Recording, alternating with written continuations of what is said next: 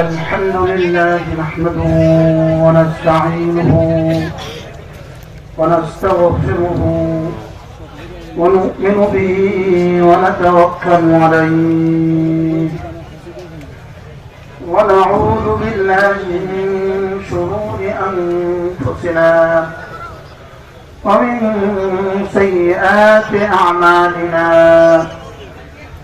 من يهده الله فلا مضل له ومن يضلله فلا هادي له ونشهد أن لا إله إلا الله وحده لا شريك له ونشهد أن سيدنا محمدا عبده ورسوله فقل اللهم صل على محمد وعلى آل محمد كما صليت على إبراهيم وعلى آل إبراهيم إنك حميد مجيد اللهم بارك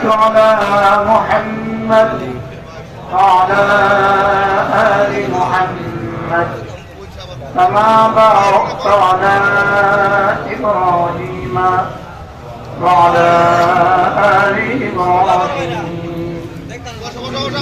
إنك حميد مجيد أما بعد فأعوذ بالله من الشيطان الرجيم بسم الله الرحمن الرحيم إن المسلمين والمسلمات والمؤمنين والمؤمنات والقانتين والقانتات والصادقين والصادقات والخاشعين والخاشعات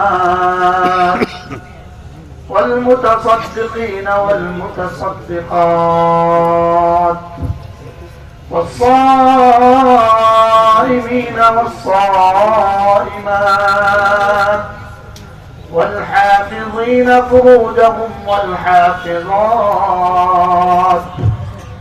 أعد الله لهم مغفرة وأجرا عظيما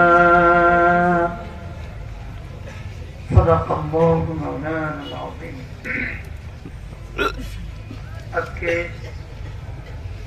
16 September 2024 Rahmania আদর্শ বালিকা মাদ্রাসা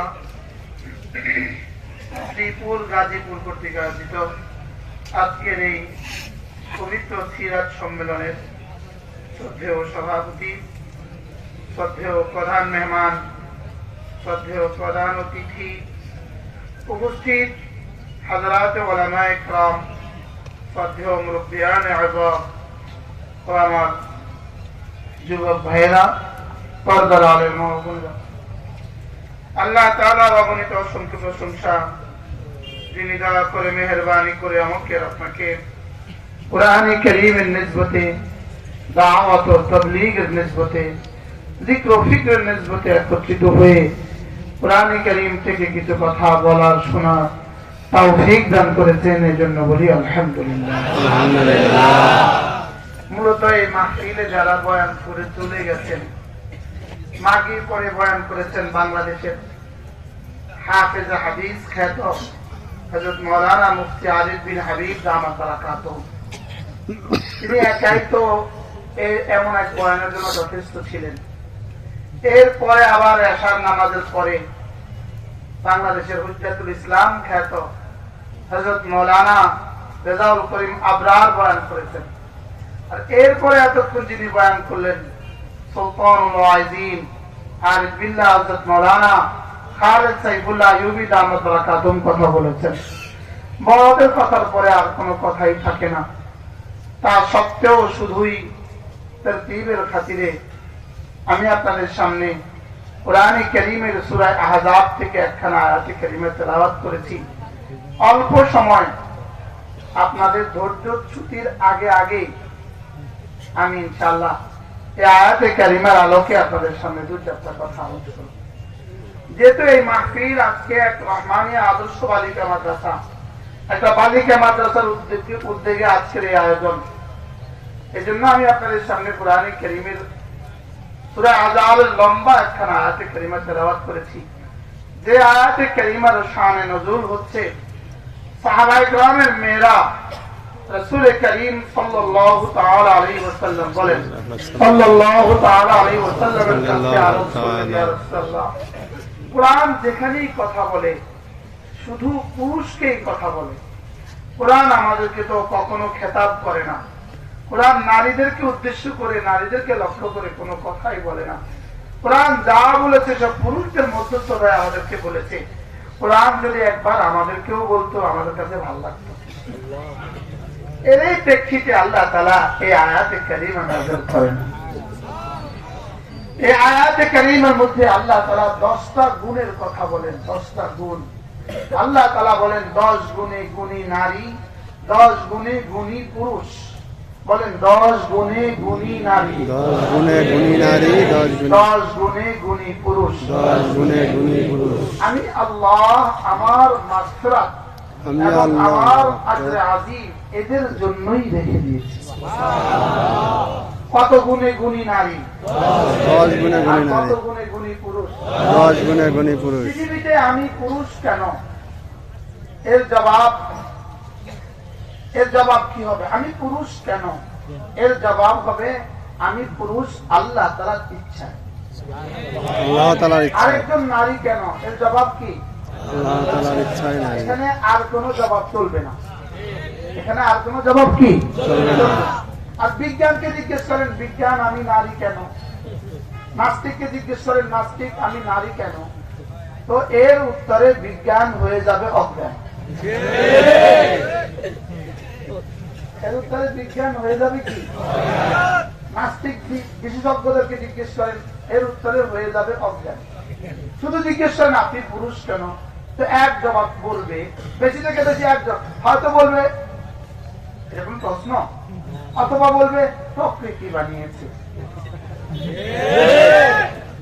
কি বলবে বলেন? হোয়াট ইজ দ্য প্রকৃতি? এবার জিজ্ঞেস করেন প্রকৃতি কি, এর উত্তরে হয়ে যাবে অজ্ঞান। আর আমাদেরকে জিজ্ঞেস করেন আমি পুরুষ কেন, উত্তর বলবো আল্লাহ তাআলার ইচ্ছা আমি পুরুষ। নারী নারী কেন? আল্লাহ তাআলার ইচ্ছায় নারী কি? নারী। মজার বিষয় হলো রব্বে কারীম নারীদেরকে খিলকাতান সৃষ্টিগতভাবে দুর্বল বানিয়েছেন। নারীকে সৃষ্টিগতভাবে দুর্বল বানিয়ে আল্লাহ তাআলা পুরুষগুলোকে সৃষ্টিগতভাবে নারীর প্রতি দুর্বল বানিয়েছেন। নারীকে বানিয়েছেন শারীরিকভাবে দুর্বল, বলেন নারীকে মানে শারীরিকভাবে দুর্বল, আর পুরুষকে বানিয়েছেন শুধুই নারীর প্রতি দুর্বল। এজন্য খালাকনাকুম,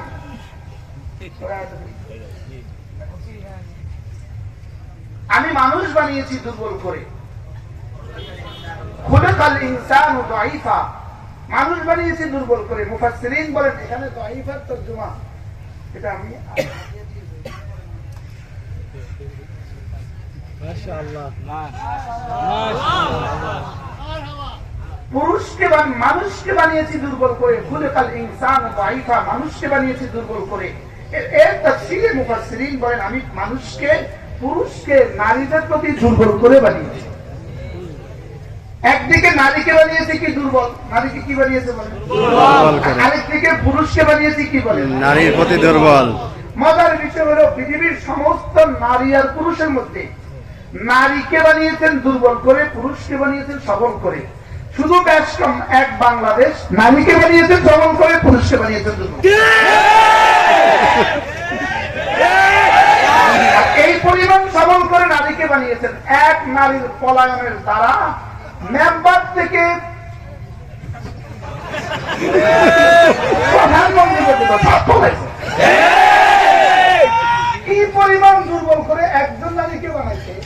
আর সেই নারীকে কি পরিমাণ সৌভাগ্যবান বানাইছে, ওই নারীর কল্যাণের দ্বারা সারা বাংলাদেশে মেম্বার থেকে প্রধানমন্ত্রী, আসতে বললেন মেম্বার থেকে প্রধানমন্ত্রী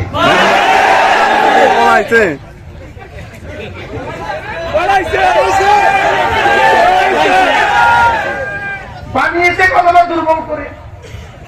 আর এই দুর্বলের প্রমাণটা রব্বে কারীম 5 তারিখে কিভাবে দিয়েছেন? আমি এতটা দুর্বল করে তোমাকে বানিয়েছি।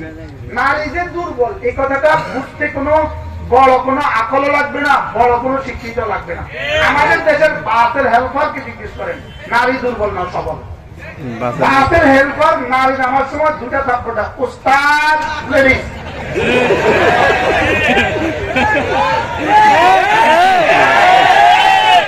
আর পুরুষ নামার সময় 1টা থাপ্পড়, উস্তাদ। 1 থাপ্পড় দিলে উস্তাদ কি বুঝে? পুরুষ নামবে। আর 2 থাপ্পড় দিলে উস্তাদ কি বুঝে? 2 থাপ্পড় দিলে উস্তাদ কি করে? একবারে ধরে। আর 1 থাপ্পড় দিলে উস্তাদ কি করে? হালকা ধরে। রানীকে না নালায়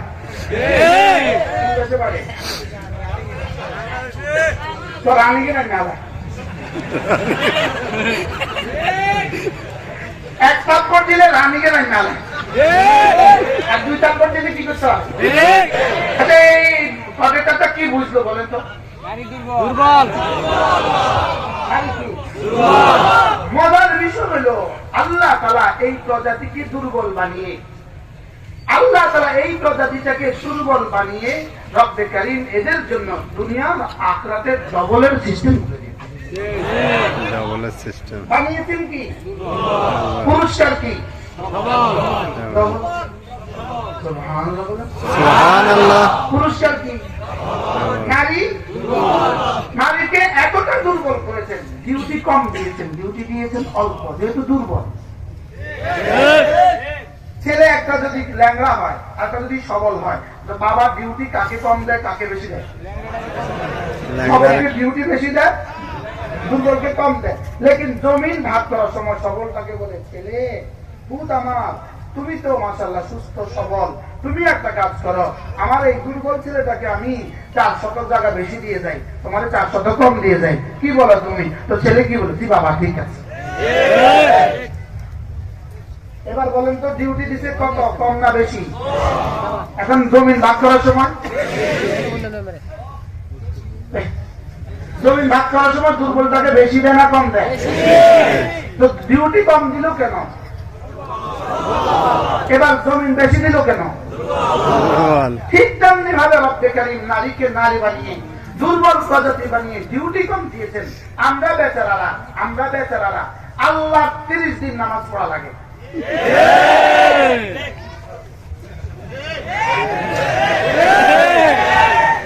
আর ওই বেচারীরা 20 থেকে 27 দিন। ডিউটি কার কত? আমাদের ডিউটি কত দিন? আর তাদের ডিউটি কত দিন? 30 থেকে 27 দিন। কোন সুস্থ সবল নারী এর বাইরে নামাজ পড়তে পারবে না। নামাজ পড়বে কতদিন? 20 থেকে 27 দিন। আজের বিষয় হলো 20 থেকে 27 দিন নামাজ পড়া, তাও আবার মসজিদ লাগে না ঘরে। দেখছেন কথা? তাও আবার আযান লাগে না, ইমামত লাগে না, ইকামত লাগে না, জামাত লাগে না। লেকিন তারা আমাদের আগে 500 বছর আগে জামাত। প্রশ্ন, ডিউটি কত? পুরস্কার কত? বেশি। উত্তর কেন?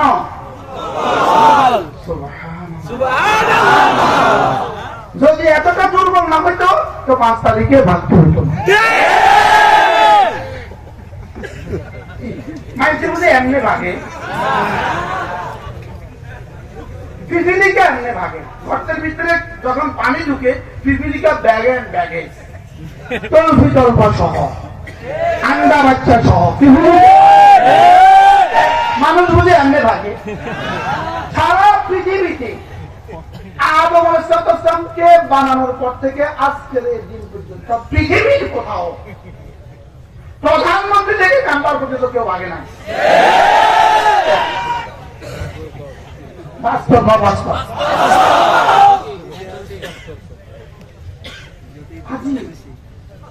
কিন্তু নাই নাই ওরা ক্ষতি পর্যন্ত না।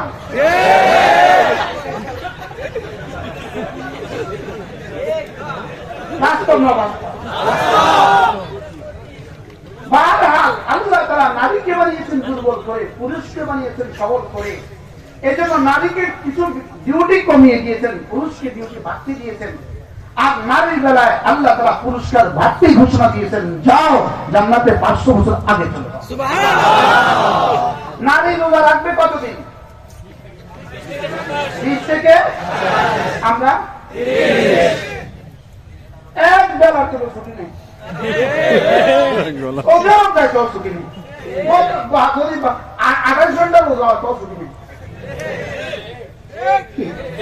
আমাদের বেলায় দিলেন চাপাইয়া, আর পুরস্কার বেলায় তাদেরকে দিলেন বাড়াইয়া। কেন?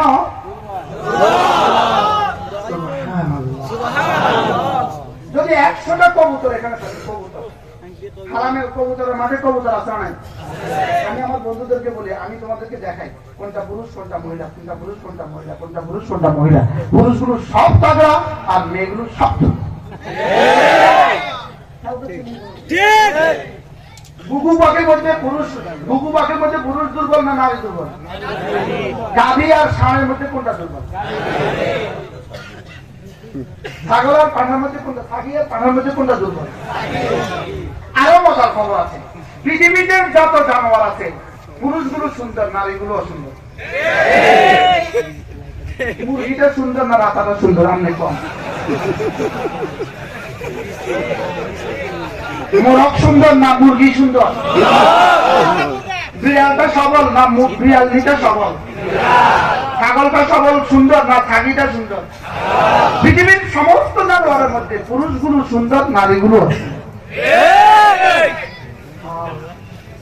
আরো মজার খবর আছে, পৃথিবীর সমস্ত জানোয়ারের মধ্যে নারী হলো নারী, পৃথিবীর সমস্ত জানোয়ারের মধ্যে নারী হলো গৃহপরিচারিকা। গৃহপরিচারিকা ঘর সাজায়, ঘর হেফাজত করে, ঘরে রক্ষণাবেক্ষণ করে, বাচ্চা পালে নারী। কি বলছি বলে? ছাগিয়ে বাচ্চাকে দুধ পান করে না, ছাগলে দুধ পান করে। ছাগল কই?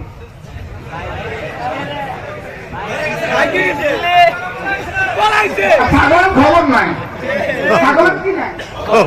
ছাগল কি জানে তার আজকে 4টা বাচ্চা হয়েছে? জানে? পাঠাটা জানে তার আজকে 6টা বাচ্চা হয়েছে? আর 12টা বিবির ঘরে আজকে বাচ্চা হয়েছে, তার খবর আছে? তাহলে বোঝাই গেছে আজিব বিষয়। খেয়াল করেন, কবুতর কবুতর আর কবুতরের মধ্যে কবুতর নারী কবুতরটাই বাচ্চা পালে, মুরগি আর মোরগের মধ্যে মুরগিটাই বাচ্চা পালে, শিয়াল আর শিয়ালির মধ্যে শিয়ালিটাই বাচ্চা পালে, বিড়াল আর বিড়ালির মধ্যে বিড়ালিটাই বাচ্চা পালে। ওরা যখন গবেষণা করে দেখতো সারা পৃথিবীর সমস্ত জানোয়ারগুলোর মধ্যে সমস্ত জানোয়ার নারীরাই ঘরের কর্তা হয়, ঘরের কোনো খবরই থাকে না। অতএব বোঝা গেছে মুসলমানকে ওরা মানুষের মনে করে না, জানোয়ারের কাতারে দিয়া নারীকে নারী নেতৃত্বের জন্য, আমাদের আমাদের সংসার চালাবার জন্য, আমাদের ঘর সাজাবার জন্য, আমাদের রাষ্ট্রের জন্য তারা নারীকে ঠিক কেন ঠিক করছে বলেন? আর আমরা মুসলমান যে এটা মানুষ না, এটা মুসলমান।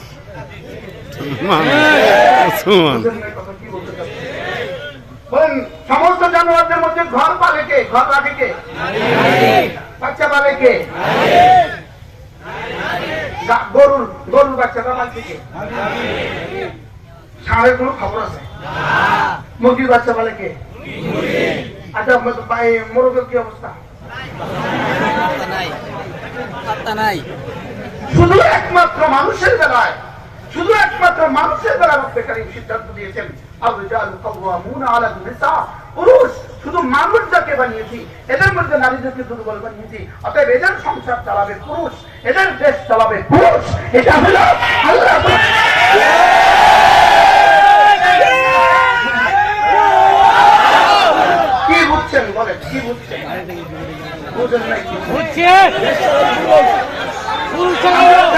আমরা জানোয়ার না মানুষ? জানোয়ার হলে আল্লাহর সিদ্ধান্ত কি? বাচ্চা বলবে কে? গাভিয়ে। গরুর বাচ্চা বলে কে? গাভিয়ে না গরুর বাচ্চা বলে কে? তাহলে এটা কাজের অভ্যাস। আমরা জানোয়ার না মানুষ? আমাদের বেলা রবের সিদ্ধান্ত কি? পুরুষরা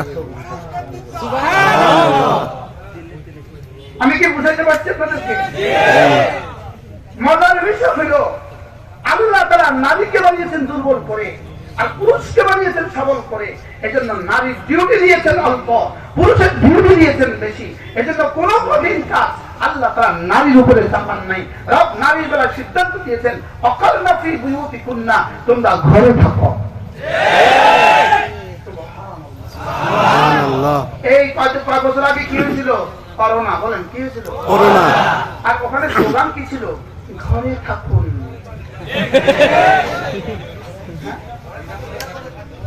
এইভাবে বলে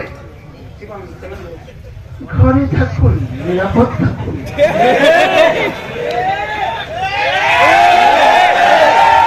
আশ্চর্য বিষয় হলো এই করোনা এটা মূলত ওয়াকালনা। ঘরে থাকুন, ঘরে থাকুন, ঘরে থাকুন, নিরাপদ থাকুন।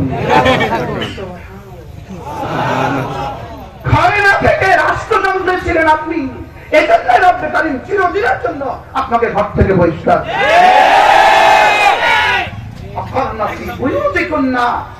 আমার উচিত ছিল আমার ঘরে থাকা, উচিত ছিল আমার ঘরে থাকা। সেখান থেকে বের হয়ে আমি মেম্বার থেকে প্রাইম মিনিস্টার পর্যন্ত সকলকে নারী বানাবার চেষ্টা করেছি। এজন্য রাষ্ট্রীয় করে ঘর থেকে বের করে দিতে চাই। আমি কি বুঝাতে পারছি আপনাকে? অকালনা ফি বুয়ুতিকুন্না, অকালনা ফি বুয়ুতিকুন্না ওয়ালা তাবাররাজনা তাবাররুজাল জাহিলিয়াতিল উলা। যিনি বানিয়েছেন তিনি নির্বাচন করবেন এটা রাখবে কোথায়, এটা থাকবে কোথায়। ঔষধ কোম্পানি ঔষধ বানাবার পরে লিখে দেয় এটা রেফ্রিজারেটরে রাখবেন, এটা ফ্রিজে রাখবেন, লিখে দেয় ফ্রিজে রাখবেন। যদি ফ্রিজে না রাখে ঔষধ নষ্ট হয়ে যায়। রব্ব নারীকে বানিয়ে বলছেন ঘরে থাকবা। মোল্লা বলছে না বানানে ওয়ালা বলছে? আল্লাহ বলছে, আল্লাহ। মৌলবী বলছে না বানানে ওয়ালা বলছে? এজন্যই তো নারীকে ঘরে রেখে রব্বে কারীম, নারীকে ঘরে রেখে রব্বে কারীম নারীর জন্য মুনাসেব কাজ দিয়েছেন। আর আমাকে ঘরের বাইরে রেখে রব্বে কারীম আমার জন্য মুনাসেব কাজ দিয়েছেন। তাইলে বোঝা গেছে নারীর জন্য ঘর কর্মস্থল না বন্দিশালা? কর্মস্থল। নারীর জন্য ঘর কি? কর্মস্থল। আবার বল নারীর জন্য ঘর কি? কর্মস্থল। নারীর জন্য ঘর কর্মস্থল না বন্দিশালা? কর্মস্থল। বাংলাদেশে একটা কুখ্যাত মহিলা ছিল, কুখ্যাত মহিলা। গত 10টা বছর ধরে এদেশের শিক্ষা ব্যবস্থাকে সামনে ধ্বংস করেছে। এদেশের শিক্ষা ব্যবস্থাকে সামনে ধ্বংস করেছে। আমার জাতির প্রাইমারি বাচ্চাগুলোকে, আমার জাতির হাই স্কুলের বাচ্চাগুলোকে, আমার জাতির কলেজ আর ইউনিভার্সিটির বাচ্চাগুলোকে, সমস্ত বাচ্চাগুলোকে পরীক্ষা থেকে বঞ্চিত করেছে, শিক্ষা থেকে বঞ্চিত করেছে,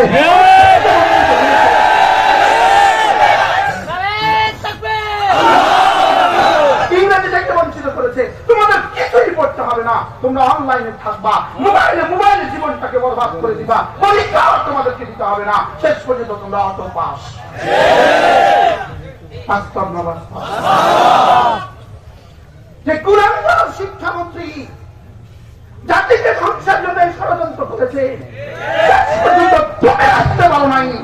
যে সমস্ত ছাত্রদেরকে ধ্বংস করার জন্য, পুরো জাতিকে ধ্বংসের জন্য যে ছাত্রগুলোর হাত থেকে বই ছিনিয়ে নিয়েছ, কলম ছিনিয়ে নিয়েছ, তাদের হাতে বাঁশ তুলে দিয়ে তোমাদেরকে সর্বনাশ করে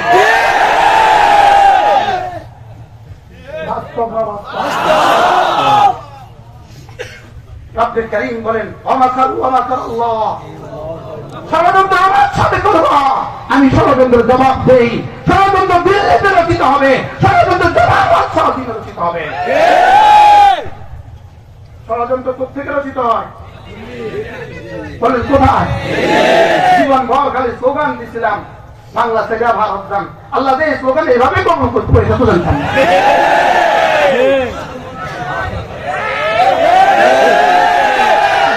কি স্লোগান ছিল বলেন?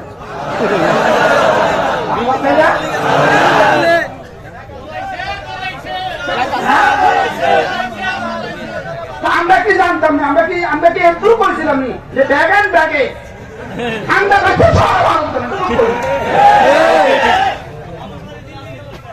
কি হয় সব হলো ওমাকারু ওমাকারুল্লাহ। দেখেন রব্বে কারীম কি বলেন, ইস্তিকবারান ফিল আরদি ওয়া মাকরাস সাইয়্যি ওয়া লা ইয়াহিকুল মাকরুস সাইয়্যু ইল্লা বিআহলিহি। রব্বে কারীম বলেন তোমরা যা করেছো ইস্তিকবারান ফিল আরদি, জমিনে অহংকার বসত করেছো, ওয়া মাকরাস সাইয়্যি ষড়যন্ত্র বসত করেছো, ওয়া লা ইয়াহিকুল মাকরুস সাইয়্যু ইল্লা বিআহলিহি, ষড়যন্ত্র শুধু ষড়যন্ত্রকারীদেরকেই ঘিরে রাখে। ولن تجد لسنة الله تبديلا ولن تجد لسنة الله تحويلا। রব্বে কারীম বলেন যেটা আমার সিদ্ধান্ত হয়, যেটা আমার দস্তুর হয়, এটার কোনো ব্যত্যয় পৃথিবীতে হয় না। কি ঘটে গেল? কি ঘটে গেল? ষড়যন্ত্র। কি পরিমাণ ষড়যন্ত্র ছিল, কি পরিমাণ ষড়যন্ত্র ছিল দেশকে আরেক দেশের অঙ্গ বানাবার জন্য, কি পরিমাণ ষড়যন্ত্র ছিল দেশের এই জাতিকে ধ্বংস করে দেওয়ার জন্য, কি পরিমাণ ষড়যন্ত্র ছিল মাদ্রাসার মসজিদগুলোকে চিরতরে বন্ধ করে দেওয়ার জন্য। রব্বে কারীম বলেন ষড়যন্ত্র যদি রচিত হয় জমিন থেকে, জবাব রচিত হয় আমসাজি।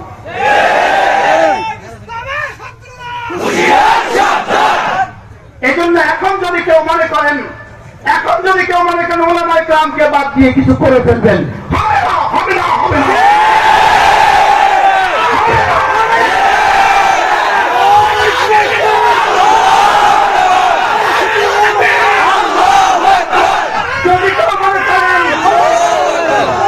যদি কেউ ওলামায়ে উম্মতকে অতন্ত্র মনে করো, যদি কেউ ওলামায়ে কেরামকে জরুরত নাই মনে করো, তুমি বোকার সঙ্গে বাঁচবে। শুধু জুলাই আন্দোলন দিয়ে এই সরকার পতন হয় নাই, 16 বছরের প্রতিটা কুরবানি দিয়ে এই সরকার পতন হয়েছে। শেষ লোকমা দিয়ে পেট ভরে না। কি বলছি কথা বলেন? শেষ লোকমা দিয়ে পেট ভরে না, এর আগেও তার ছিল, সব দরকার ছিল। এত মোটা একটা বড়ই গাছ কাটতেছেন কুড়ুল দিয়ে, 100 ফুট দেওয়ার পরে 100তম ফুটের পরে পড়ে গেছে। এখন বলুন তো দেখি এই গাছটা পড়ছে কাকে দিয়া? কত দিয়ে? কত ফুট দিয়া? কোনটা প্রয়োজন? কত? সবগুলোই দরকার। 16 বছরে যত, এই 16 বছরে যত রক্ত ঝরছে, এই 16 বছরে যত গুম হয়েছে, 16 বছরে যত খুন হয়েছে, ছাত্রছাত্রীরা যতটা রক্ত পড়ছে, এদেশের প্রতিটা মাদ্রাসা সবগুলো একসাথে ফলাফল 5 আগস্ট দিয়েছে। এই জন্য আমি করেছি, আমরা করেছি বলার কোনো অবকাশ নাই। আল্লাহু আকবার কবীরা। কথা আমার দূর চলে গেছে। আমার প্রসঙ্গ ছিল, আমার আয়াতের সাথে আমার সঙ্গতি, আয়াতের সাথে আমার প্রসঙ্গ। নারী তোমাকে ঘরে থাকতে বলেছে, যদি না থাকো পরিণতি এমন হবে। কোথায় থাকতে বলতে পারে? আমার কোথায়? তাহলে ঘরে থাকতে বলেছে নারীকে, নারীর বানানেওয়ালা বলেন, বানানেওয়ালা আল্লাহ বলেছে। ঘরে থাকতে বলেছে নারীকে, কে? আল্লাহ। আল্লাহ নারীর বানানেওয়ালা। তাহলে ঘর কি নারীর বন্দিশালা না নারীর কর্মস্থল? মেম্বার সাহেবের অফিস, ইউনিয়ন পরিষদের একটা রুম, তার কর্মস্থল বন্দিশালা নয়। চেয়ারম্যান সাহেবের অফিস, তার কর্মস্থল বন্দিশালা নয়। কলেজের ইউনিভার্সিটির প্রফেসর আর টিচার, তার কলেজের ইউনিভার্সিটি, তার কর্মস্থল বন্দিশালা নয়। নারীর ঘর, নারীর কর্মস্থল বন্দিশালা নয়। নারীর ঘর কি বলে? কর্মস্থল না বন্দিশালা? বুঝাইছে তো না? নারীকে নারীর ঘর কর্মস্থল বানিয়েছে কে? আপনারা দেখে দেখেন আমাদের রিক্সা, গাড়ি, কিউব আছে, টায়ার আছে, কি আছে বলে? টিউব কোথায়? টায়ার কোথায়? একজনের টিউবও ঘুরে দিছে। জোরে বলেন। গাড়ি শেষ, ঠিক টিউবকে উপরে দিলে যখন গাড়িতে ছেড়ে যায়, নারীকে উপরে দেওয়ার জন্যই বাংলাদেশ চলছে।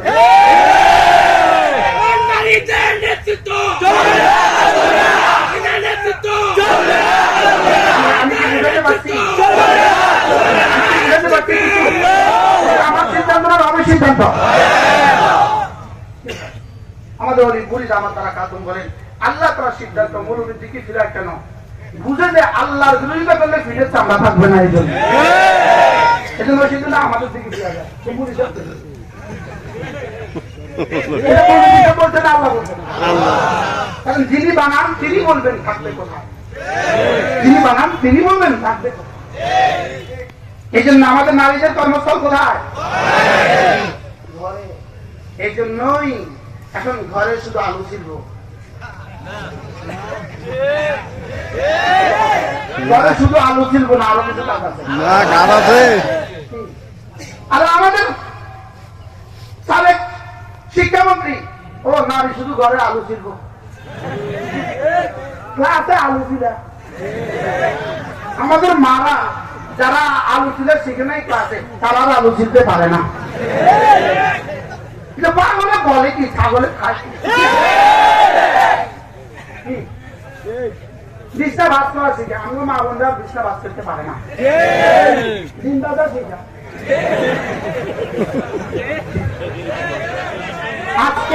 আজকে এসার নামাজের সময় যেখানে আমরা নামাজ পড়ছি, আমার সামনে দিয়ে একটা ব্যাংক নাইতে গেছে, আমি নামাজের ভিতরে বলতেছি এটা শিখে দেবো।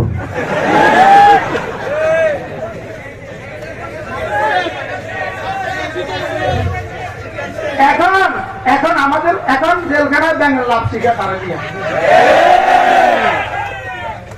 এই জন্য কোর্টে নিলেই কাঁদে, বুঝাইতে স্যার ওখানে আমার দিয়ে ব্যাংকের লাভ শিখানো দেয়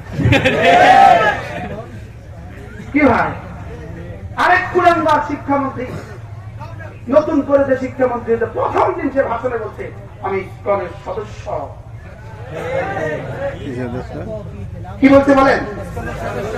প্রথম দিন ভাষণে আমার বাবা আমাকে দিল্লিতে হিন্দু ইউনিভার্সিটিতে পড়িয়েছে, আমি ইসকনের সদস্য। আর তিনি বাংলাদেশের শিক্ষামন্ত্রী। আল্লাহ উম্মতে মুসলিমকে হেফাজত করেন। কি বলছিলাম? তাহলে নারী কোথা থাকবে? নারী কোথা থাকবে? ঘরে। বলে নারী কোথা থাকবে? আর পুরুষ কোথা থাকবে? বাইরে। এবার রব্বুল আলামিন বলেন তুমি চাই নারী হও, তুমি চাই নর হও, তুমি যদি 10টা গুণে গুণান্বিত হও, যাও কথা দিলাম আমি তোমার জন্য মাগফিরাত আমি রেখে দিই। তাহলে নারীর ডিউটি কম না বেশি? পুরুষটা আশ্চর্য কথা। নারীর জিম্মাটা যেহেতু দুর্বল, যেহেতু কি দুর্বল হওয়ার কারণে রব বলেন নারী তুমি দুর্বল।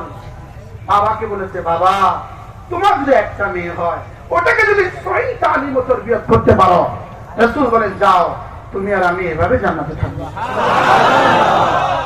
জিম্মাদারিটা কারে দিল? বাবাকে। এবার দ্বিতীয়তম জিম্মাদারি স্বামী, দ্বিতীয়তম জিম্মাদারি কার? তৃতীয়তম জিম্মাদারি ভাই, চতুর্থতম জিম্মাদারি ছেলেদের উপর। একজন নারীর জিম্মাদার কয়জন বানাচ্ছে? কিনলে যা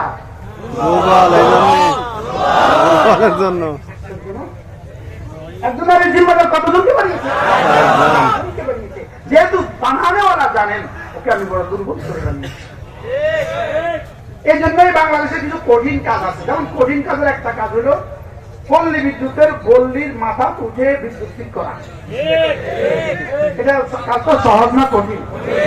এই কঠিন কাজে কিন্তু এখনো কোনো নারী শ্রমিক নিয়োগ দেয় নাই, আমি জীবনে কোনদিন দেখি নাই।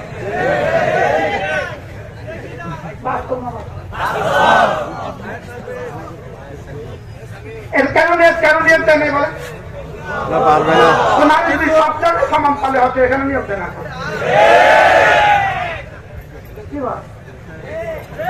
এখানে নিয়োগ দেয় নাই কেন?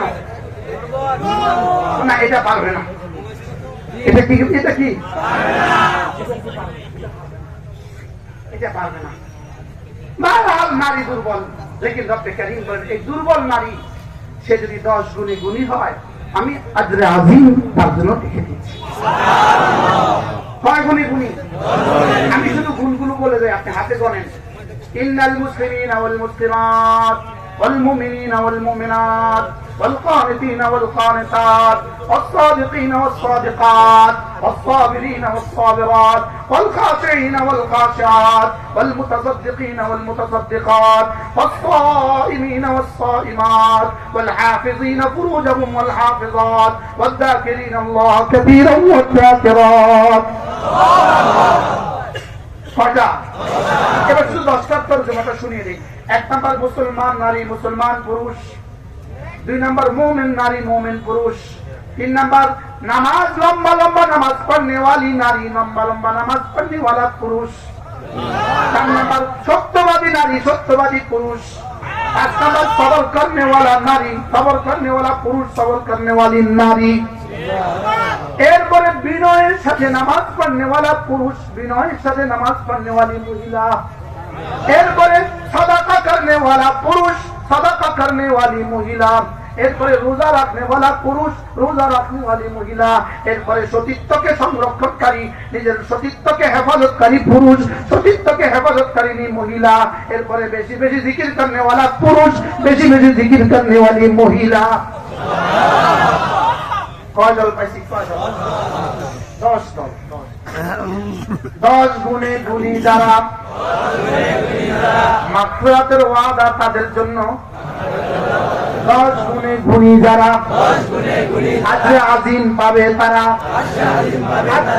আজরে আজিম পাবে তারা, আজরে আজিম পাবে তারা, মহা পুরস্কার পাবে তারা। কি পাবে তারা? মহাপুরস্কার পাবে তারা, মহাপুরস্কার। কয় গুণে গুণী? আমার মেয়েটা যদি 10 গুণে গুণী হয়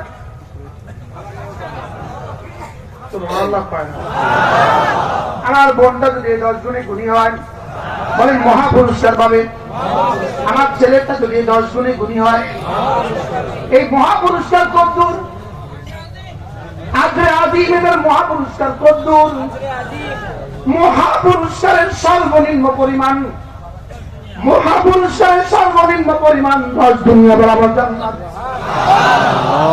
মহাপুরস্কারের নাম মেঘদার কদ্দুর? যদি মহাপুরস্কারের সর্বনিম্ন পরিমাণ 10 দুনিয়া বরাবর হয় মহাপুরস্কারের সর্বোচ্চ পরিমাণ কদ্দুর? এটা রব ছাড়া কেউ জানে না। আল্লাহ বলে না 10 গুণে গুণী যারা আজরে আজিম পাবে তারা। 1 নাম্বার মুসলমান নারী মুসলমান পুরুষ, 2 নাম্বার মুমিন নারী মুমিন পুরুষ। এক সংক্ষিপ্ত ভাষায় হুজুর মুমিন আর মুসলমানের মধ্যে পার্থক্য কি? মুমিন আর মুসলমান, মুমিন হলো ভিতরেরটা যার সুন্দর, মুমিন হলো ভিতরেরটা যার সুন্দর, আর মুসলমান হলো বাহিরেরটা যার সুন্দর। সুবহানাল্লাহ বলে না? ঈমান হলো শিকড় আর ইসলাম হলো গাছ। ঈমান হলো কি? শিকড়। ইসলাম হলো কি? আচ্ছা গাছ ছাড়া শিকড়, গাছ ছাড়া শিকড় মূল্যহীন, আর শিকড় ছাড়া গাছ নাই। নাই শিকড় ছাড়া গাছ কি? ইসলাম ছাড়া ঈমান, ঈমান ছাড়া ইসলাম। তাইলে বুঝা গেছে ঈমান লাগবে ইসলাম লাগবে, ঈমান লাগবে ইসলাম লাগবে। ঈমান হলো ভিতরের অংশ, ইসলাম হলো বাইরের অংশ। এখন এই ঈমান আর ইসলাম শিখায় কোন জায়গায়? আরো ধরে বলেন। এই জন্য এই মাদ্রাসা হলো এই 10 গুণে গুণী বানাবার ফ্যাক্টরি। সুবহানাল্লাহ বলে না? এই 10 গুণে গুণী বানাবার কি এই মাদ্রাসা লাগবে না? লাগবে না বলেন? আমরা এই মাদ্রাসা চাই তো ইনশাআল্লাহ। মাদ্রাসা 3 জিনিসের নাম: মুসলমানদের দোয়া, মুসলমানদের মাল, মুসলমানদের সন্তান। দোয়া, মাল, সন্তান, এই 3টা দিয়ে এই মাদ্রাসাকে সাহায্য করবেন তো ইনশাআল্লাহ? নিজেদের ছেলে মেয়েদেরকে দিন শিখাবো তো ইনশাআল্লাহ? আল্লাহ তাআলা আমাদের সকলকে তৌফিক দান করেন। আল্লাহ তাআলা এই মাদ্রাসাকে কবুল করেন।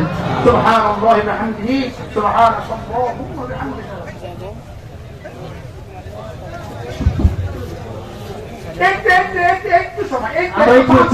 একটু সময় বলছি। আপনারা জানেন